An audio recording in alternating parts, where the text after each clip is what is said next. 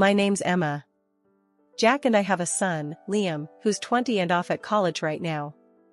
We've been scrimping and saving for years to keep him there, cutting corners, skipping vacations, you name it, all so he could have a shot at something bigger. We live in the house my grandmother left us when she moved into a nursing home. It's large, comfy, but nothing fancy, just feels like home. Jack works at the local hardware store, and I manage the front desk at a doctor's office. We make do, living a no-frills kind of life, and that's just fine by us. It was a Thursday afternoon, sun hanging just right, made you think about calling it a day early. But then Jack's phone rang, cutting through any thoughts of an early weekend. I was chopping carrots, mind half on dinner, half on a list of bills that needed paying, when I heard him answer. Hello? Mom? Slow down, what's wrong? His face went white as he listened. I stopped what I was doing, towel in hand, watching him pace. He ended the call, looking shaken. That was my dad, he said, sinking into the couch like his strings had been cut. Their business tanked. Bankrupt. They've lost everything, even the house. My heart sank. Oh, Jack, that's terrible. What are they planning to do? They want to come stay with us. Just for a bit, they said, till they sort something out. I hesitated, thinking about our already tight budget, the quiet order of our life that was about to be upended. And what did you tell them? He rubbed his neck, a sure sign he was stressed. Told them I'd talk to you first. It's your house, Emma. Wouldn't just spring that on you without checking. Jack's parents, Frank and Helen, they weren't the easygoing type. High flyers, used to the good life, and our simple setup was miles from what they were accustomed to. You know how they are, Jack. This house, it ain't their style. I know. He looked uneasy. But they're my folks, Em. They're stuck. Thinking of all the times they'd visited, noses turned up at our modest living, it was clear they'd be like fish out of water here. But then, picturing them desperate enough to ask for help, my resolve softened. All right, they can come. But it's temporary, right? Just till they're back on their feet? He picked up his phone, dialed, and after a short, muffled exchange, Mom, Emma, and I talked it over. You can crash here for a bit. But just till you find a place, got it? We're not running a hotel. I couldn't hear what was said on the other end, but Jack's tight-lipped, yes, Mom, we're clear, gave me the gist. He hung up and exhaled long and hard. They're thankful, Em. They'll be here next week. Last week, Jack told his folks they could stay with us for a bit. And today, they were moving in. I watched from the porch as two huge trucks rolled up our driveway, and I swear, my heart sank. Jack was out there directing traffic like some parking lot attendant, trying to keep a smile plastered on his face. Frank was the first to barrel out of the car, a big grin on his face, clapping Jack on the back so hard you'd think he'd won the lottery and not just moved into his son's house. Emma, darling. Helen swept up to me, all perfumed and peppy, planting a kiss on my cheek that felt more like a branding iron. You're an angel for letting us invade like this. I forced a smile, my eyes darting to the mountain of stuff they were unloading. It's no problem, Helen. But, is this all of it? Oh, this is just the essentials. She waved a dismissive hand, as if the pile of furniture and boxes wasn't already swallowing our front yard. The rest we've put in storage. Essentials? I bit my tongue to keep from saying anything rash. If these were essentials, I dreaded to think what they'd left behind. Jack caught my eye, and I could tell he was thinking the same thing. Let's get this stuff inside then, Jack said, more to himself than anyone else. Frank and Helen directed the movers with the kind of authority you'd think they were moving into a palace, not our modest little home. The movers shuffled past, hauling in armchairs, countless boxes, and, would you believe it, a grandfather clock. Who needs a grandfather clock in their temporary home? Right there, boys, just set it all there, Frank directed, pointing at various spots around our living room, which was rapidly disappearing under a sea of their belongings. I pulled Jack aside while the movers took a breather. Jack, this is crazy. They've brought enough to furnish a whole house. Where are we going to put all this? Jack rubbed his temples. I know. I'll talk to them, okay? Let's just get through today. We retreated as the movers continued their work. The whole ground floor was turning into a replica of Frank and Helen's old house. Every corner filled, every space taken over. By the time the movers were done, our once cozy living room looked more like a storage unit. Dinner that night was a chaotic affair. We barely found the table under all the clutter. Frank and Helen seemed oblivious to the mess, chatting away about their journey here. Emma, you really should try this wine, Frank said, popping open a bottle of something French and probably more expensive than our entire grocery budget for the week. We're so grateful to you both, Helen chimed in, her voice sugary enough to give you cavities. It's just till we find our feet. Yeah, about that, Jack started, clearing his throat. We need to talk about some ground rules. Space is tight, and... Oh, don't worry about it, son. Frank waved him off. We'll manage just fine. Won't we, dear? He smiled at Helen, who nodded enthusiastically. I looked around at our invaded space, the piles of boxes, the fancy ornaments, crowding out our simple decorations. Manage just fine? I wasn't so sure about that. Living with Frank and Helen had been an adjustment, to put it mildly. A few days have passed since they moved in, and just when I thought we'd settled into some kind of routine, the kitchen became the new battleground. It was a Tuesday evening, and I was fixing dinner like usual. Something simple and hearty, spaghetti with a homemade tomato sauce. I was stirring the pot when Helen waltzed into the kitchen, her nose wrinkling as if she'd just walked into a barn. What's that smell? She asked, her tone dripping with disdain. It's dinner, I replied, keeping my voice as steady as I could manage. Spaghetti night. Spaghetti? She scoffed, peering over my shoulder. Where's the meat? The fresh herbs? This is what you feed us? Jack, hearing the commotion, wandered in, drying his hands on a dish towel. What's the problem? His mom turned to him with a look that could curdle milk. The problem, Jack, is that we're expected to eat this. She gestured at the bubbling pot as if it were a cauldron of poison. I took a deep breath, trying not to let her get to me. It's what we usually eat. We can't afford steaks and fancy meals every night. Jack stepped between us, his face set in hard lines. Mom, this is Emma's house, and this is what we eat. If you want something else, you're welcome to cook for yourselves. Oh, we will, Helen retorted, her eyes narrowing. And we expect you to provide the groceries we require. We're not used to living like this. I'd had enough. Look, I'm sorry you're used to different, but this is what we can manage. Our budget doesn't stretch to luxuries. Frank, who'd been silent up till then, chimed in, his voice booming. Then perhaps you need to reevaluate your budget, young lady. We're not animals to feed on scraps. Jack's jaw clenched. Dad, that's enough. We're doing the best we can. The room was thick with tension, everyone's shoulders up around their ears. Finally, Helen huffed. Fine. Tomorrow, we'll give you a list of what we eat. You can make sure it's here. The next day, true to her word, Helen handed me a list. Marbled beef, fresh seafood, organic this, imported that. I looked at the list, my heart sinking. That evening, we sat down with Frank and Helen, the list between us on the kitchen table. We expect proper meals, steaks from marbled beef or the finest fish, Frank declared, as if it was the most normal request in the world. Jack and I exchanged shocked looks. We can't swing that, he said, his voice firm but weary. That's just not in our budget.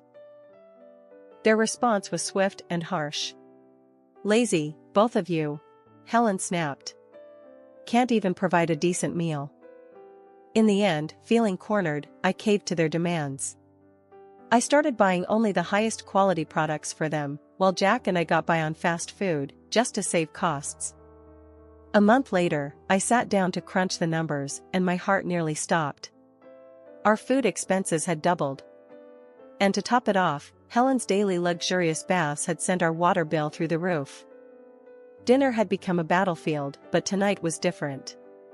Frank and Helen were digging into some lavish dishes they'd insisted on buying, marbled steaks and imported fish.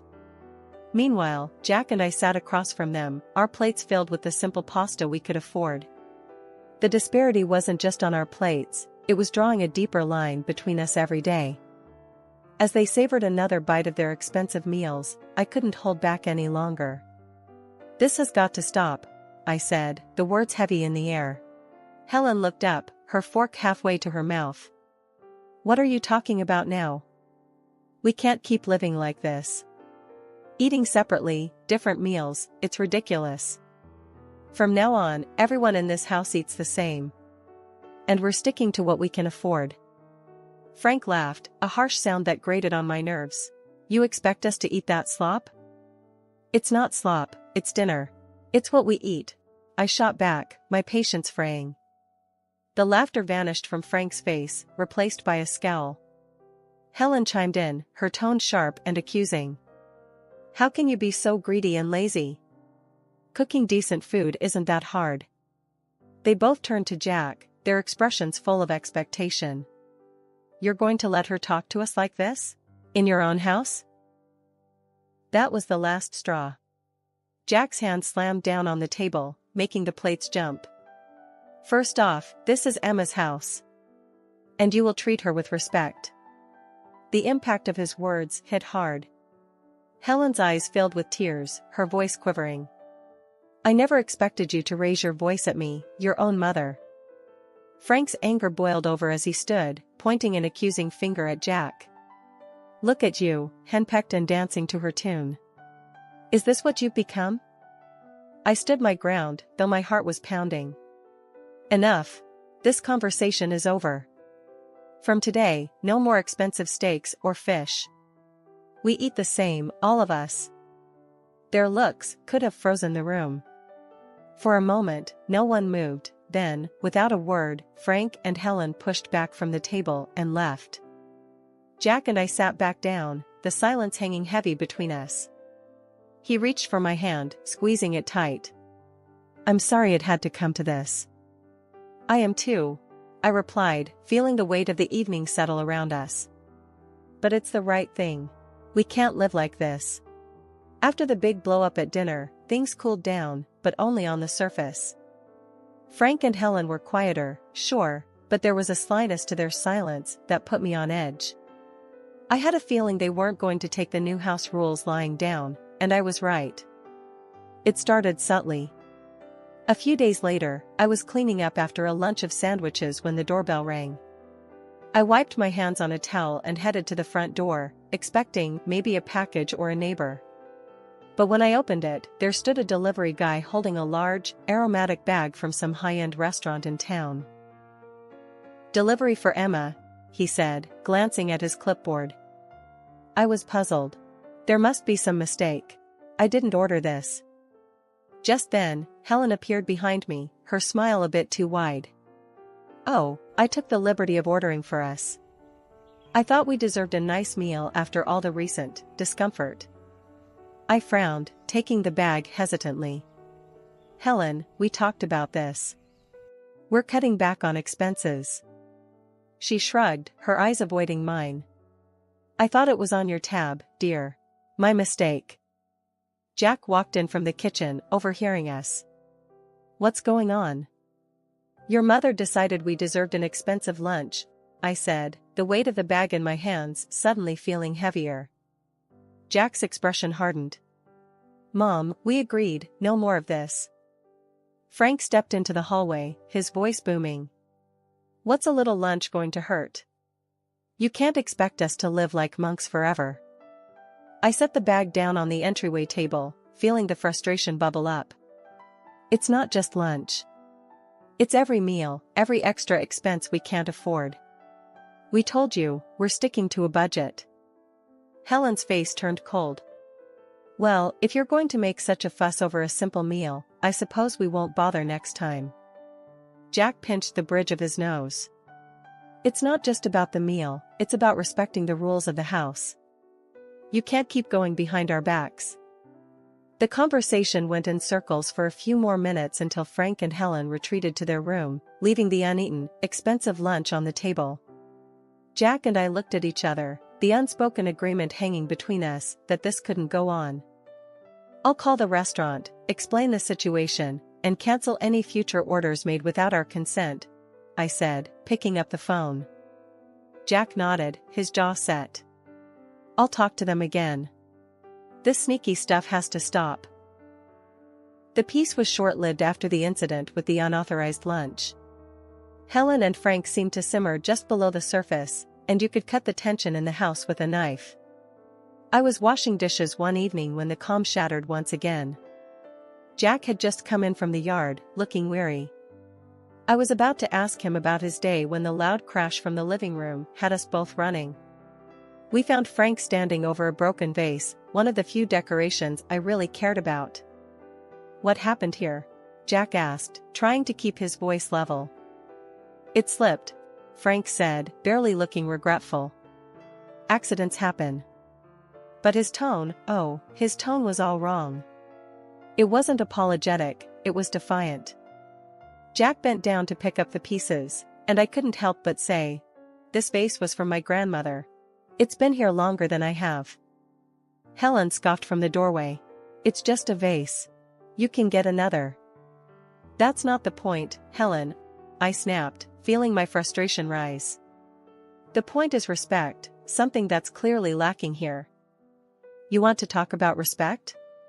Frank shot back, his voice raising. "What about respecting us? Treating us like second-class citizens in this house?" Jack stood up, facing his father. "You're living here by our goodwill, Dad. Remember that." "It doesn't feel like goodwill," Helen chimed in, her words sharp. "It feels like we're unwelcome."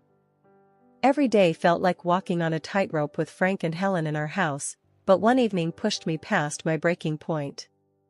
We were sitting around the dinner table, the same place that had witnessed countless arguments now, when Helen casually dropped her latest bombshell. "Jack, darling, I found this lovely coat today, and I think we should buy it using the college fund you've set up for Liam," she said, as if suggesting we switch brands of coffee. I choked on my water, coughing as I set my glass down hard on the table. "What did you just say?" I managed, my voice a mix of disbelief and rising anger. Helen smiled sweetly, clearly mistaking my shock for compliance. "It's just money, dear. Liam can always take out loans for college. I really need a new coat." Jack, who'd been quietly seething beside me, slammed his fork down. "Mom, that's out of the question. That money is for our son's education. We're not using it for anything else." Helen's face twisted into a scowl. "How can you deny your own mother a simple request?"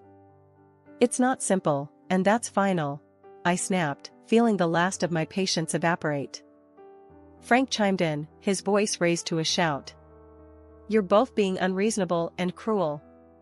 We're your family." The threat came next, his voice cold and calculated. "Maybe the local press would be interested to know how you treat your family." "What about your bosses, huh? Would they like to know?"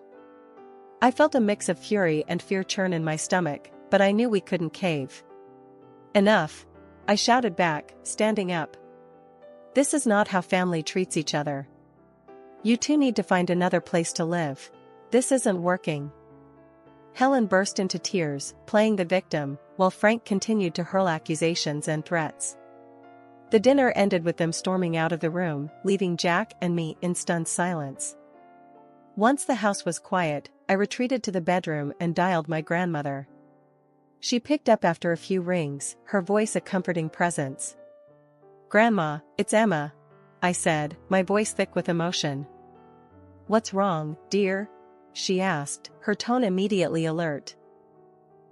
I poured out everything, the demands, the threats, the impossible situation with Helen and Frank. She listened without interrupting, her quiet hums a steady reassurance in the background. When I finished, there was a brief pause. Then, decisively, she said, "I'll come to stay with you for a couple of months." "Are you sure, Grandma?" What about the nursing home? I'm sure. It sounds like you need me there, and I'm not one to sit by when my family is in trouble, she declared, her voice resolute. When Grandma arrived, it was like a gust of fresh air swept through the house. She might have been older and moved a little slower, but her spirit was as fiery as ever.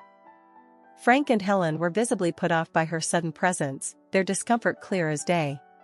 I'll be staying on the ground floor, Grandma declared firmly the moment she rolled through the door, her suitcase following behind her like a loyal companion. I expect some things will need to be moved. Frank tried to mask his irritation with a forced smile. Of course, we'll make you comfortable. Won't we, Helen? Helen nodded stiffly, her eyes darting around, probably calculating what they'd need to shift or hide away. I couldn't help but feel a surge of relief. Finally, someone was putting them in their place. As soon as the movers finished rearranging the furniture to make room for Grandma, she called a family meeting in the living room. Now, I've heard quite a bit from Emma about what's been going on here, and I'm not pleased, she began, her tone stern, cutting through any pretense of pleasantries. Frank opened his mouth to protest, but Grandma raised her hand, silencing him. I'm not done. This house is still mine, technically.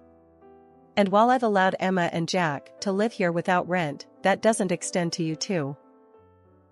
The blood drained from Helen's face. You want us to pay rent? She sputtered. Yes, I do. $4,000 a month, Grandma stated flatly. That's outrageous, Frank exclaimed, standing up from his chair. We can't afford that. Well, considering the costs you've been racking up here, I'd say you can afford to cut back on your luxuries, Grandma shot back. But we're family, Helen tried, her voice quivering slightly. Family doesn't exploit each other, Grandma countered. Since you've been enjoying a lifestyle beyond your means on my granddaughter's dime, I think it's only fair. Frank and Helen were at a loss for words, exchanging glances as if looking for an out, but finding none.